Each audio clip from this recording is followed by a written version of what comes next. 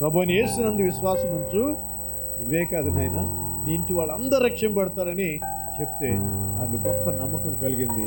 అప్పటికప్పుడే బాప్తిసం తీసుకున్నారని బైబిల్ రికార్డ్ చెప్తుంది. చూసారా, దేవుడు చేసిన అద్భుత కార్యాలు ఎలా ఉంటాయంటే ఆలస్యము ఉండదు. మనలో చాలామంది దేవుడు నమ్ముతామంటున్నాం. నమ్మి ఎంతకాలమైందో బాప్తిసం తీసుకోవాలంటే ఇంకా ఆలోచన, ఏమోనండి ఇంకా నేను నమ్మకంగా ఉంటానో లేదో, ఇంకా సినిమాలు మానేస్తానో లేదో, బూతులు తిట్టడం మానేస్తానో లేదో, చెడ్డగా ఆలోచన ఎందుకు వచ్చింది గొడవ, బాప్టిజం తీసుకుంటే పర్ఫెక్ట్గా ఉండాలంట కదా అని అనుకుంటూ ఉంటారు.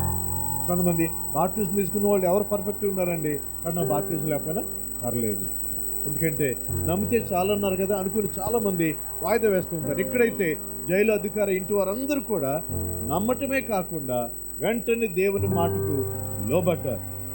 ఎప్పుడైతే దేవుని మాటకు లోబడతామో అద్భుతాలు మన కుటుంబాలు, మన గృహాల్లో కూడా జరుగుతాయి.